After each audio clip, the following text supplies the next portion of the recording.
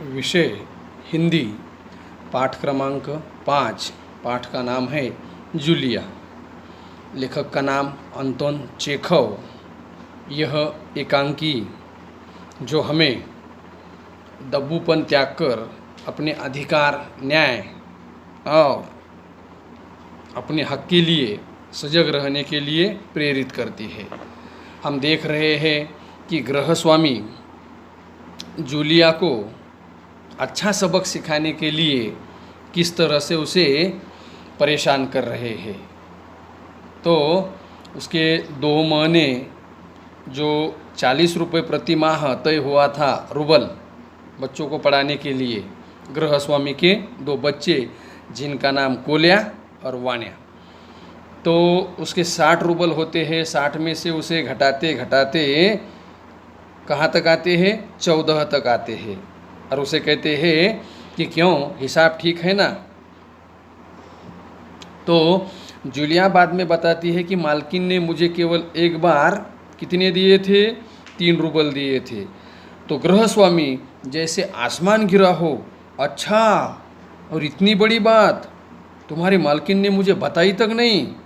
देखो, तुम यदि अगर न बताती तो बड़ा अनर्थ हो जाता। खैर, कोई बात नहीं, जाने दो, देर से ही सही, लेकिन मैं अभी डायरी में नोट कर लेता हूँ, लिख कर लेता हूँ। डायरी के पन्ने खोलते हैं और यूं ही कुछ जैसे कुछ लिख रहे हो, लिखने का नाटक करते हैं। तो 14 में से 3 घटाओ, कितने बचे? 11 रूबल। अब 11 रूबल अपने जेब से निकालता है गृहस्वामी और जूलिया को देते हो, संभाल लो, गिन लो, ठीक है ना? अब जूलिया कांपते हुए हाथों से, कांपते स्वर में, थर्राते हुए हाथों से, कांपते हुए स्वर में या कांपते हाथों से रूबल लेती है। और कौन से स्वर में? कांपते स्वर में। जी धन्यवाद। अब गृहस्वामी को गुस्सा नहीं संभलता, ऊंचे स्वर में लगभग वह चिल्लाता है, तुम मुझे धन्यवाद दे रही हो जूलिया, जबकि तुम अच्छी तरह जानती हो कि मैंने तुम्हें ठग लिया है। ठगने का मतलब है धोखा देना। तुम अच्छी तरह जानती हो कि मैंने तुम्हें धोखा दिया है, तुम्हारे पैसे हड़प कर लिए हैं। हड़पना, इसका मतलब है किसी दूसरे की चीज़ को हजम करना या किसी दूसरे की चीज़ को बेईमानी से प्राप्त करना। हड़प लिए है और तुम इसके बावजूद भी मुझे थैंक यू कह रही हो, धन्यवाद दे रही हो। गुस्से में कांपने लगता है कौन? मालिक भी। अब जूलिया भी उसी तरह, जी हाँ मालिक। गृहस्वामी गुस्से में तुतलाने लगता है, जी हाँ मालिक, जी हाँ मालिक, क्यों जी हाँ मालिक, ये क्या कर रही हो तुम ऐसा? जूलिया भयभीत स्वर में, अब कौन सा स्वर है? भयभीत स्वर। पहले कौन सा था? कांपता स्वर। अब भयभीत स्वर में क्या कहती है?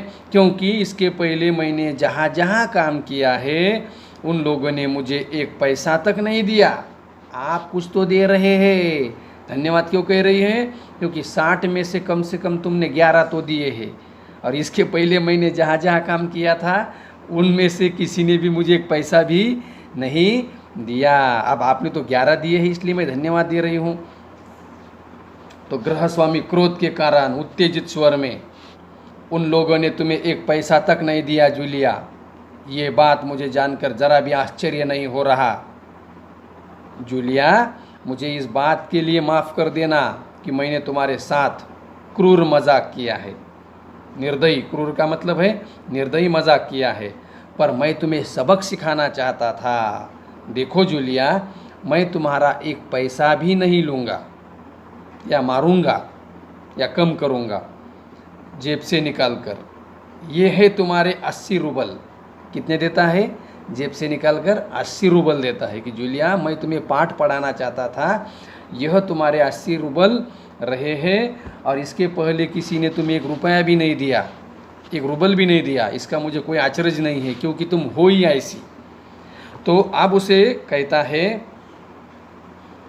कि इसके पहले मैं तुमसे कुछ पूछना चाहूँगा जूलिया, ये क्या ज़रूरी है कि इंसान भला कहलाने के लिए इतना दब्बू, भीरू और बोदा बन जाए, कि कोई हमें अच्छा कहे इसलिए किसी से डर कर रहना, डरपोक रहना, गाउदी या सुस्त गंवार रहना, या हम पर हो रहा अन्याय, उस अन्याय को सहन कर रहा, यह कोई अच्छी बात है? या हमारा कोई हक छीन लेता है तो हम उसका विरोध तक न करें, बस खामोश रहे और सारी जातियाँ सहता जाए? नहीं जूलिया, नहीं, इस तरह खामोश रहने से काम नहीं चलेगा। अपने को बचाए रखने के लिए तुम्हें इस कठोर, क्रूर, निर्मम और हृदयहीन संसार से लड़ना होगा। अब गृहस्वामी जूलिया को बताता है कि तुम्हें यदि अगर इस दुनिया में रहना है, कैसी दुनिया है? कठोर, क्रूर, निर्मम और हृदयहीन। इस दुनिया में यदि अगर तुम्हें रहना है तो तुम्हें लड़ना होगा। किस तरह से लड़ना होगा? तो अपने दांतों और पंजों के साथ लड़ना होगा। इसका मतलब पूरी शक्ति के साथ लड़ना होगा, क्योंकि जूलिया कि इस दुनिया में जो लोग दब्बू है, डरपोक है, भीरू है और रीढ़ रहित है, यानी जिनके पास स्वाभिमान नहीं है, ऐसे लोगों के लिए इस दुनिया में कोई स्थान नहीं है। इस तरह से लेखक ने हमें इस एकांकी के माध्यम से, यानी गृहस्वामी और जूलिया के माध्यम से हम पर हो रहे अन्याय, क्या करना चाहिए? उस अन्याय के प्रति हमें चीड़ व्यक्त करनी चाहिए, समय पर हमें उसके प्रति विरोध करना चाहिए, तभी हम इस दुनिया में, इस संसार में जी सकते हैं। अन्यथा जो लोग दब्बू है, डरपोक है, भीरू है, उन लोगों के लिए इस दुनिया में कोई भी स्थान नहीं है, इस जग में कोई भी स्थान नहीं है। कैसी दुनिया कही है? कठोर है, क्रूर है, निर्मम है और हृदयहीन है। अब आपको इस पाठ को, इस एकांकी को अच्छी तरह से पढ़ना है। भले आप 2 छात्र हैं तो आप पात्र लेकर पढ़ सकते हैं, और इस पाठ का स्वाध्याय भी आपको लिखना है। आगे का भाग आगे के वीडियो में आप तक आएगा। तब तक आपको अध्ययन करना ज़रूरी है, अभ्यास करना ज़रूरी है।